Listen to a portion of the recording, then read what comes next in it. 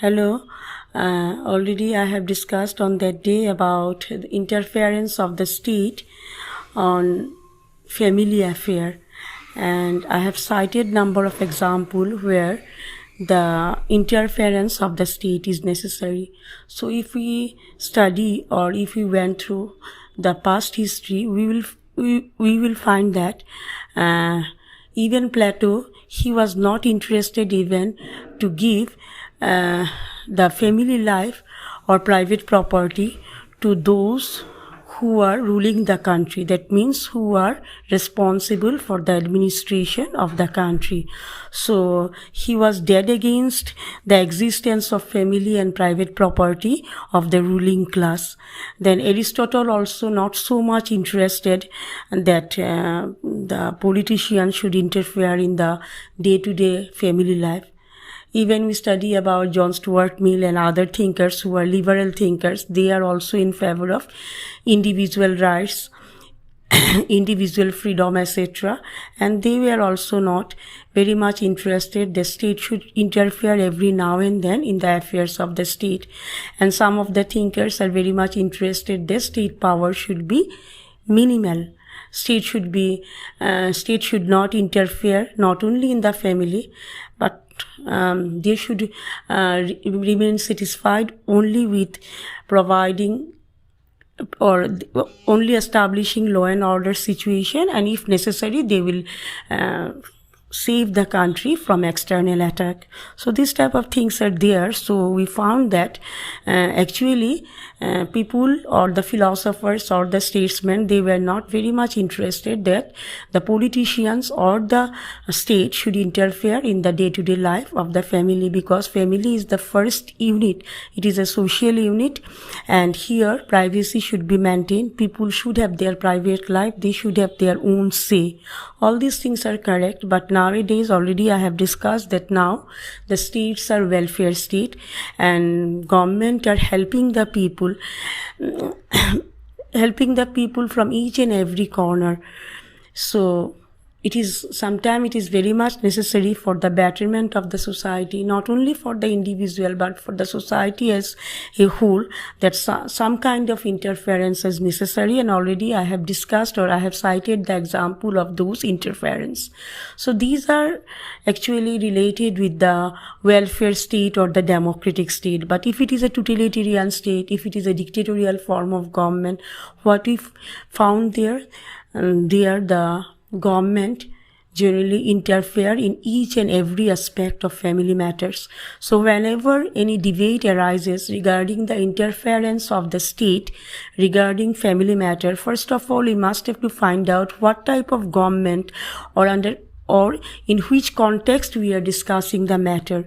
If it is a democratic state, if it is a social welfare state, then we will have to find out how much the government is given to how much the government is interested to give to the people by interfering in their day-to-day life. If it is not detrimental for the individual, okay, government can go on with certain limitations.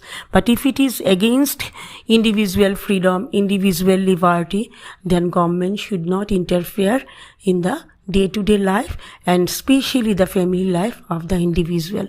So if this type of debate arises, first of all we must have to know about the character of the state, the intention of the state, the history, the tradition of the state.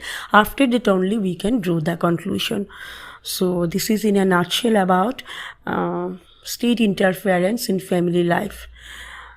So next, another debate is there, that protective discrimination and fairness, whether protective discrimination is responsible for unfairness. Unfairness means injustice. So first of all you must have to know about what is the meaning of the term protective discrimination. Discrimination means differences, create differences among the people on the basis of something. Okay, so protective discrimination means with a view to protect an individual or a group of people when certain policies are adopted mainly by the authority which create differences among the people, that is known as protective discrimination. And the most important example of protective discrimination, if we take from our country, that is the reservation policy. But why this protective discrimination is necessary? Whether it is really injustice for the people if government adopted this policy. In one word, we can say that no.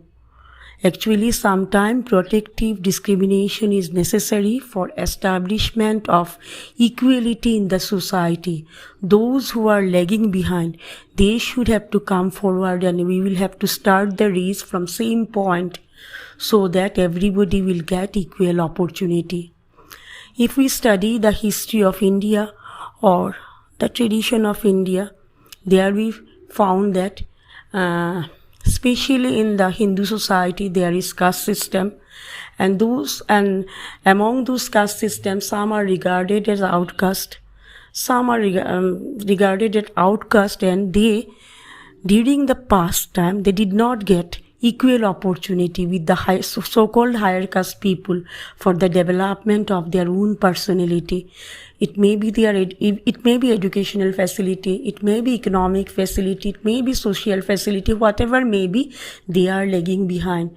Society never give them or never try to give them equal opportunity to move with the higher class people. So after we got independence, the constitution makers of our country, they have realized that our country cannot improve if we do not treat all the people equally. And that is why one principle was included in the constitution, that is the reservation policy for scheduled caste, scheduled tribes, other backward classes, etc. And nowadays we are also going for reservation policy for women, for economically backward class people, all these things. So the system of reservation also changes from time to time. And why this protection is necessary for them? Because one time we did injustice towards them.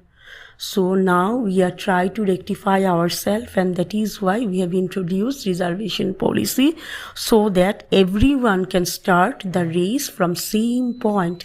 But here you remember one thing, if we analyze our reservation policy, which is continuing from independence till now, that our reservation policy is also not fully successful, because our main aim was to create a society which will be an equal society, where there should not be any discrimination on the basis of caste, etc. But as along with reservation policy, some economic benefits are related. So people, instead of giving up their own caste, or instead of they are not willing to take the facilities of reservation policy, though their standards are now very much high, they may give up that policy, or they may say that okay, we are not interested to take the benefits of that policy. Other peoples who actually do not belong to that class, that means backward class or scheduled caste or scheduled tribes, they are also collecting that fake certificate, and there is a mad race among the people to become backward. So what happened? Still now we are facing the same problem, backward and forward. And no one is interested to become forward. Everyone interested to remain backward, because that will give them some benefits. And there is not only single benefit. There are double or triple benefits are there. They got benefits when they got admission in educational institution, during promotion, during any examination, everything. So nowadays, we are bound to say that sometimes this protective discrimination policy may create injustice in the society, or creating injustice in the society who are not fell in that category. So policy is not good or policy is not bad. It is depends on the it is actually depends on the philosophy behind that policy and the intention of the politicians. If the politicians they are really interested to develop the backward class people, then those leaders who belong to backward class community and who are really now belong to affluent sections of the society, they should have to come forward, and they should have to look after their keen. But what happened when they got the benefits, they forgotten their own brethren, and in that way ultimately what happened, that protective discrimination policy also lost its own significance. So generally protective discrimination policy is not related with injustice. If we study the context of protective discrimination, if we had done some injustice with people, then protective discrimination, in case of women also same thing is applicable, because in India women did not get equal opportunity with their male counterparts, and that is why government are feeling that okay, we should have to give some protection to the women in the form of reservation. But I don't think that that is also sufficient, and that is not injustice towards man. But if we are not able to attract the talented women, then ultimately what happen, it is again the male who will dominate the women. They may not sit in the chair, but indirectly they will instruct the women to fulfill their own desire. So any principle, whenever we are going to adopt that principle, we must have to study about its pros and cons, and what is needed for the fulfillment or for the successful implementation of this policy, and after that only we can come to the conclusion that whether it is good or bad. So generally in each and every country, that policy of protected discrimination was adopted mainly to rectify their past misdeeds. But ultimately what happened, after continuation of that policy even create some vested interest in the society, and mass people found that okay, this policy is not sufficient to give justice to the people. So thank you.